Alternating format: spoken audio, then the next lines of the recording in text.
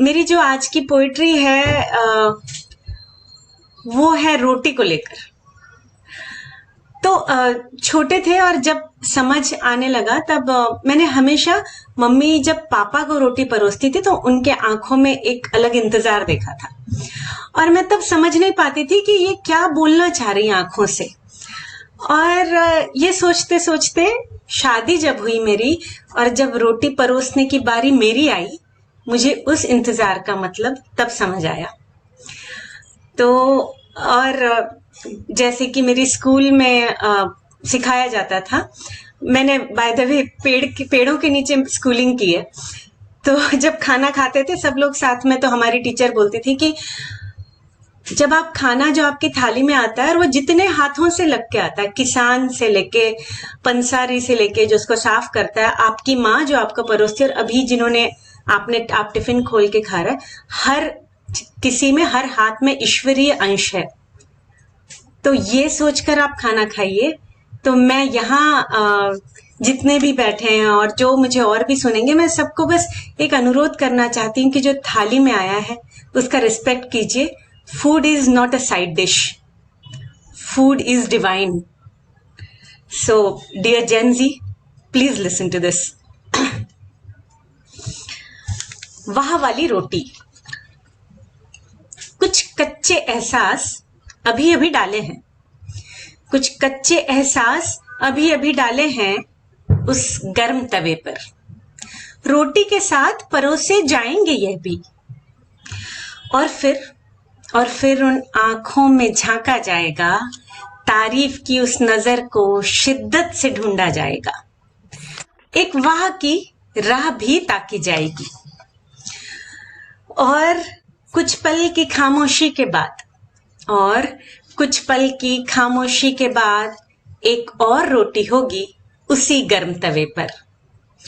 अब के बार एहसास कुछ कम डाले जाएंगे, अब के बार एहसास कुछ कम डाले जाएंगे।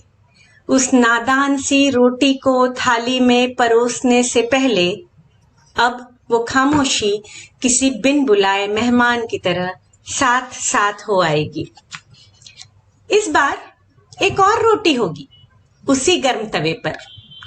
अब की बार कुछ मायूसियां भी होंगी साथ उसी गर्म तवे पर। और खामोशी तो मानो अब उस बेलन में समा चुकी होगी। अब की बार वो रोटी ना, अब की बार वो रोटी सिर्फ परोसी जाएगी। तुम उसे खा भी लोगे बस यूं ही, तुम उस रोटी को खा भी लोगे बस यूं ही, और कहोगे आज ना कुछ मजा नहीं आया। अब कैसे समझाऊं तुम्हें कि वो सभी एहसास और वो सारा मजा, अब कैसे समझाऊं तुम्हें कि वे सभी एहसास और वो सारा मजा तुम्हारी एक वाह के इंतजार में कब का उस तवे पर जल चुका है। गुमनाम खामोशी का एक किस्सा, गुमनाम खामोशी का एक किस्सा अब मेरी रोटियों में ढल चुका है। अब न आएगा मजा तुम्हें, अब न आएगा मजा तुम्हें उस वाह में पहुंचने तक। गालिब साहब ने भी तो सच ही कहा है, आह को चाहिए एक उम्र असर होने तक, कौन रुकता है तेरे जुल्फ के सर होने तक। हमने माना कि तगाफुल न करोगे लेकिन, हमने माना कि तगाफुल न करोगे लेकिन, खाक हो जाएंगे हम तुमको खबर होने तक, खाक हो जाएंगे हम तुमको खबर होने तक। बहुत बहुत शुक्रिया। Oh my God, beautiful. Pragati ji कमाल कर दिया। Thank you so much. Oh God, मजा आ गया। प्रगति जी, मतलब आपने बोला ना मम्मी, मेरी मम्मी, तो हमारी और मम्मी एक सेम एज के यस, रहे होंगे। So true. मुझे सब कुछ याद आ रहा था। उन दिनों तो अंगीठी पे रोटी बना करती थी। आई रिमेम्बर जब हम बचपन में थे तो किचन के अंदर हम लोग सब बैठ जाया करते थे अंगीठी के पास। अंगीठी सुबह और शाम को ही जलती थी, और वहां राइट। गरम गरम फुलके सेक के जो चिमटे से आपकी परोसे जाते थे ना, वो याद दिलवा दिया आप। एंड जो आपने इसका जो थीम पकड़ा ना, वाह, मतलब एप्रिसिएशन। मतलब हम लोग मतलब I can say we are culprits of that. We are very miser in giving compliments. हम लोग बहुत, और स्पेशली मदर को, लेडीज को जो आपने मतलब, आई ऑलवेज से जो आप टॉपिक पकड़ती हैं, so unique, every time your topic is so unique. Thank you so Hats much. off to you. Hats off to you, Pragati ji. We are really, thank blessed to have you. Thank you so much. I'll ask Lata. I feel fortunate to have heard you, प्रगति जी. मुझे बहुत बहुत मजा आया. बहुत खूबसूरत था, बहुत ज्यादा खूबसूरत था. थोड़ा सा गिल्ट का भी एहसास हुआ क्योंकि हम सब कंजूसी कर देते हैं मम्मियों की तारीफ करने में, ग्रांटेड ले लेते हैं कभी कभी, कभी कभी कैसे भी बात कर लेते हैं, सोचते हैं मम्मी तो है. तो सिर्फ हस्बैंड्स ही नहीं, सिर्फ फादर्स ही नहीं, आई थिंक हम सारे बच्चे भी कल्प्रिट हैं.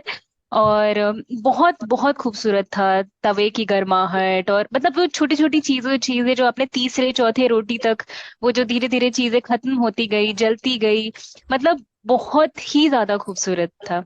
मुझे आपको सुनते सुनते ना, मैंने 2 लाइन का कुछ लिखा था बहुत बहुत पहले, 4-5 साल पहले, वो याद आ गया. वो कुछ इरशाद. ऐसा था, सिर्फ 2 लाइन का लिखा था. हमेशा गलत वक्त पे याद आते हो, हमेशा गलत वक्त पर याद आते हो, आज फिर खाने में नमक ज्यादा हो गया. आह, क्या बात है, क्या बात है. Thank you. तो मतलब क्योंकि ये किचन और तवे और रोटी से रिलेटेड था, तो फिर सडनली दिमाग में ये स्ट्राइक किया, क्योंकि ये छोटी छोटी चीजें, ऑर्डिनरी चीजें ही लाइफ को एक्स्ट्रा ऑर्डिनरी बनाती है. और अगर हम उन पे चीजें लिख सके, उनको, उन छोटे साइलेंट मोमेंट्स को प्रॉपरली पेन डाउन कर सके, nothing like it. So it was really beautiful. I can't put it into words how good I felt. Thank you so much. Thank you so very much. Matters a lot. Shailendra जी.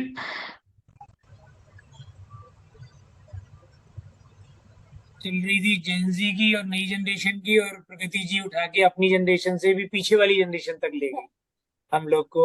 वाकई प्रगति जी की, जो आप राजेश जी बताते थे कि प्रगति जी बहुत अच्छी कविताएं करती हैं और अच्छे टॉपिक्स का चयन करती हैं. वो रियली, वो केवल रोटी, माँ की रोटी नहीं थी, वो हर घर की और उन एहसासात की रोटी थी, जो एहसासात किचन में खड़े होके जो भी खाना बनाता है, उसके अंदर के जो एहसासात होते हैं, और फिर वो जो रिएक्शन चाहते हैं खाने वाले से, उस रिएक्शन की जब कमी होती है. वो लता ने भी सही पॉइंट आउट किया कि हम बच्चे भी कल्प्रिट हैं, जो शायद माँ की या खाना बनाने वाला जो भी है उसकी तारीफ नहीं कर पाते. तो वो तारीफ की भूखी नहीं होती, वो एक्चुअली उसको एक्नॉलेज करने की भूखा होता है. कोई भी इंसान जो अपना वर्क परफॉर्म कर रहा है, उसको उसको एक्नॉलेज करना बहुत जरूरी होता है, और हमें ग्रेटफुल होना चाहिए उन सब चीजों के लिए. और for this very moment we are grateful to Pragati ji for such a nice. क्या बात. Thank you so much. Neelu thank ji. You. बहुत खूबसूरत कविता प्रगति जी. धन्यवाद. बहुत मजा आया.